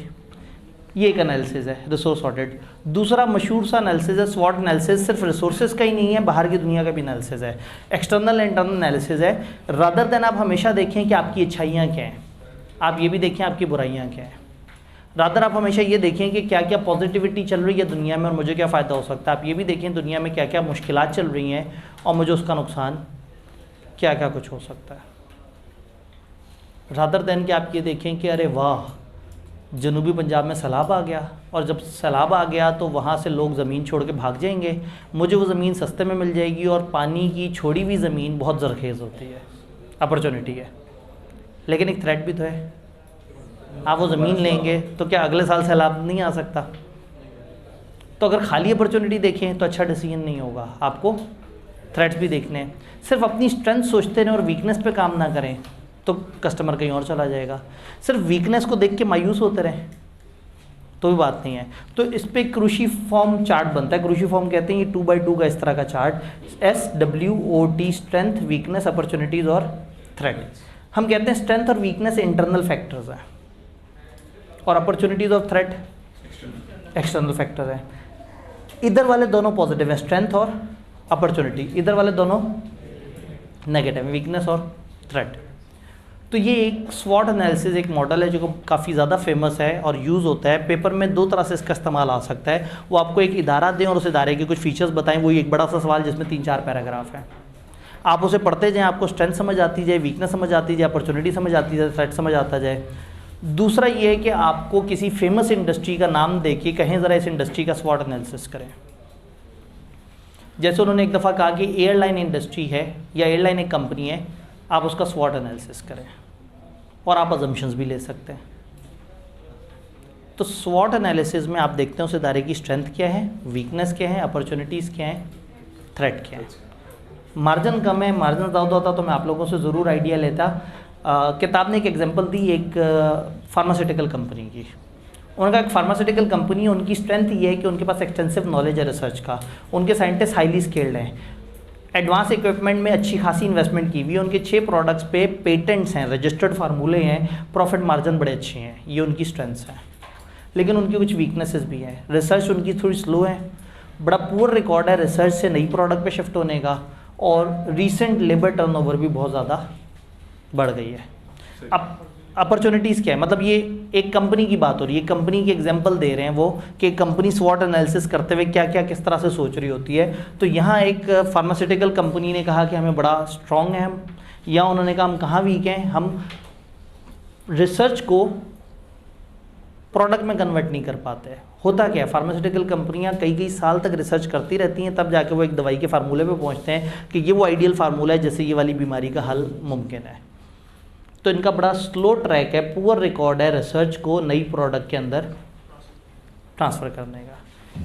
अपॉर्चुनिटीज़ क्या है, उन्हें लग रहा है मार्केट डिमांड बहुत बढ़ रही है, दवाइयों की, फार्मास्यूटिकल्स प्रोडक्ट की डिमांड बहुत बढ़ रही है, बहुत सारी साइंटिफिक डिस्कवरीज अभी तक हुई नहीं है। अचानक से कोविड आ गया तो उन्हें समझ आ गया कि भाई मतलब अभी भी ऐसी बीमारियां हैं जो अचानक से आ जाएं जो लोगों को परेशान करें, तो जो जितनी अच्छी रिसर्च करके जितना तैयार होकर बैठा हुआ होगा उतना ज़्यादा मार्केट में लीड ले जाएगा।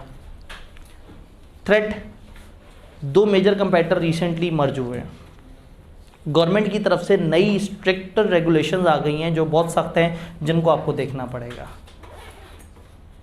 तो अगेन टाइम ज़्यादा होता तो मैं आप लोगों को एक इदारा, कोई भी रैंडम इदारा कहता और आपसे कहता आप स्वॉट एनालिसिस करें। वक्त कम है तो मैंने क्लास में ऑलरेडी जो 1-2 एनालिसिस किए हुए हैं एक ऑनलाइन क्लास में, उसको डिस्कस कर लेते हैं। लिखाई आपको नहीं समझ आएगी लेकिन मैं बताने की कोशिश करूँगा। हमने PIA का स्वॉट एनालिसिस किया, उसकी स्ट्रेंथ ये है कि अलग मुझे भी पढ़ाई दे जो लिखा हुआ है, स्ट्रेंथ ये है कि वो नेशनल एयरलाइन है, अनलिमिटेड फंड्स हैं, गवर्नमेंट का इदारा है, कभी भी डूब जाएगा उसको हमेशा फंड्स कहीं ना कहीं से मिल ही जाएंगे। उनके पास लाइसेंसेज हैं, दुनिया में सबसे ज़्यादा लाइसेंस किसी भी एयरलाइन की पाकिस्तान में जिसको मिले हुए हैं वो PIA के पास हैं। जब भी कोई नया मुल्क आपको लाइसेंस देगा आपके मुल्क को, तो सबसे पहले किसको लाइसेंस देगा, जो नेशनल एयरलाइन होगी उसको। एसेट्स बहुत ज़्यादा हैं, सीनियर स्टाफ है, पायलट भी बहुत ज़्यादा एज के हैं, होस्टेस भी जो है बहुत ज़्यादा एज के हैं, तो इनके पास जो है स्टाफ इतना ज़्यादा संजीदा और मैच्योर स्टाफ है कि ये इनकी बड़ी स्ट्रेंथ है। पायलट भी जो है वो 70-70 साल के हो गए हैं, मतलब जो है ना, जहाज़ भी बड़े सीनियर हो गए, ठीक है। गवर्नमेंट की बैकिंग है, फिर जब गवर्नमेंट की बैकिंग है तो उसका मतलब है कि आर्मी जब ट्रैवल करेगी आपके जहाज़ पे करेगी, गवर्नमेंट का वफद जाएगा आपके जहाज़ पे जाएगा, गवर्नमेंट का कोई डेलीगेट कुछ भी मूवमेंट करेगा, गवर्नमेंट की इंटर कंट्री मूवमेंट होगी, इंट्रा कंट्री मूवमेंट होगी, हमेशा नेशनल एयरलाइन पे होगी। और ये लोग बहुत ज़्यादा जहाज़ों पे सफ़र करते हैं, तो PIA जो है वो उसको एक कस्टमर तो बैठे बिठाए मिल रहा है कि वो गवर्नमेंट ही उसका कस्टमर है, पैसे नहीं देते वो बात की बात है। स्ट्रेंथ है। वीकनेस क्या है, क्वालिटी के मसले, सर्विस के मसले, करप्शन के मसले, वीकनेस भी गवर्नमेंट है, स्ट्रेंथ भी गवर्नमेंट थी। वीकनेस, लॉसेज हो रहे हैं, मिसमैनेजमेंट हो रही है, नेपोटिज्म है, रिश्तेदारियाँ वगैरह बहुत ज़्यादा, ओवर स्टाफिंग हुई हुई है। अपॉर्चुनिटी क्या है, दुनिया में उस वक्त फ्यूल के कीमतें नीचे गिर रही थी तो इसलिए वहाँ उस वक्त अपॉर्चुनिटी में लिखा था, लेकिन अब फ्यूल की कीमतें फिर से ऊपर नीचे फ्लक्चुएट करती रहती हैं, तो फ्यूल की गिरती हुई कीमतें अपॉर्चुनिटी है कि आपको ज़्यादा मार्जिन मिलेगा। पॉपुलेशन के डायनामिक्स चेंज हो रहे हैं, कल्चर चेंज हो रहे हैं, लोग अब हवाई सफ़र को प्रेफर करना शुरू हो गए हैं, प्राइवेटाइजेशन वगैरह की तरफ आ रही हैं चीज़ें, टूरिज़्म बढ़ गई है, अब आहिस्ता आहिस्ता लोग टूर प्लान करते हैं। पहले पाकिस्तान के अंदर घूमना चाहते थे, पाकिस्तान से बाहर घूमना चाहते हैं। पहले बस में ट्रैवल कर लेते थे, ट्रेन में ट्रैवल कर लेते थे। अब आहिस्ता आहिस्ता लोगों का ट्रेंड जैसे जैसे लेयर ऐड हो रहा है, जैसे पहले लोग घर में एसी नहीं लगाते थे, पंखे से गुजारा कर लेते थे, अब एसी लगा लेते हैं। तो पहले लोग ट्रेन में सफ़र कर लेते थे, अब जहाज़ में सफ़र करते हैं। वो कहते हैं जहाज़ में सफ़र करके टाइम बचता है, जहाज़ में सफ़र करते हैं, टाइम बचाते हैं, अगले दिन आराम से फिल्म देख लेते हैं, टाइम बच गया। जैसे स्टूडेंट्स टाइम नहीं बचाते कि आज का लेक्चर कल देखेंगे, टाइम बचा लिया, तो आज क्या करेंगे, आज फिर सीज़न देखेंगे, आज टिकटॉक देखेंगे, आज जो है वो व्हाट्सएप को ऐसे ऐसे गोल गोल नहीं, व्हाट्सएप नहीं उसको वो ऐसे ऐसे किसको करते हैं, हाँ व्हाट्सएप पे भी तो वो ऐसे होता है या ऐसे होता है, वो जो स्टेटस चेंज हो रहा होता है, इंस्टाग्राम। तो वो अंगूठे जो है ना, वो बस ऐसे ऐसे चलते रहेंगे, स्टोरियाँ बदलती रहेंगी, रील्स बदलती रहेंगी, स्टेटस बदलते रहेंगे, और टाइम देखेंगे 2 घंटे गुजर चुके होंगे, और आप मैयर करेंगे 2 घंटे में क्या किया, कुछ नहीं। जी थ्रेड यूज़ किया करें, ठीक है जी, आपने कहा थ्रेड यूज़ किया करें, उसके अपने मामला है। थ्रेड्स क्या हैं जी, थ्रेड्स कंपेटिटर्स बड़ी अच्छी टेक्नोलॉजी के साथ आ रहे हैं, बड़े अच्छे चीज़ों से लेके चल रहे हैं। दूसरा, इंडस्ट्री को ओवरऑल कुछ थ्रेट्स हैं। फिर सड़कें बड़ी अच्छी क्वालिटी की हो गई हैं, इतनी अच्छी क्वालिटी की हो गई हैं कि लोग क्यों हवाई जहाज़ में सफ़र करेंगे, यहाँ से फैसलाबाद हवाई जहाज़ में क्यों जाए कोई, इवन यहाँ से इस्लामाबाद भी हवाई जहाज़ में क्यों कोई जाए। पहले यहाँ से निकल के 1 घंटे बाद आप एयरपोर्ट पहुँचे, एयरपोर्ट 1 घंटे पहले पहुँचना है, फिर हवाई जहाज़ कुछ टाइम लेगा, फिर वो हवाई जहाज़ आपको पहुँचाएगा इस्लामाबाद से भी बाहर, फिर वहाँ से बाहर निकलेंगे, फिर 1 घंटा ट्रैवल कर इस्लामाबाद में अपने मरकज़ की जगह पे पहुँचे। आप गाड़ी पे इससे कम टाइम में पहुँच सकते हैं। तो अगेन सड़कें अच्छी होने की वजह से इनको हिट पड़ रही है, गाड़ियाँ अच्छी होने की वजह से, बसेस अच्छी होने की वजह से इनको हिट पड़ रही है। खुदा ना खास्ता ट्रेन अगर अच्छी हो जाए तो भी इनको हिट पड़ेगी। तो मैं मतलब ये कहते हुए भी लड़खड़ा जाती है ज़बान। ट्रेन में, जहाज़ में, हाँ जहाज़ में जो उड़ गया उड़ गया, ठीक है। तो पेपर में सवाल आ सकता है कि आप किसी भी दायरे का स्वॉट एनालिसिस करें। मुझे याद है हमारी जब क्लास चल रही थी तो हमने SBI का स्वॉट एनालिसिस किया था। दामन वक्त में गुंजाइश होती तो हम ज़रूर ऐसा करते।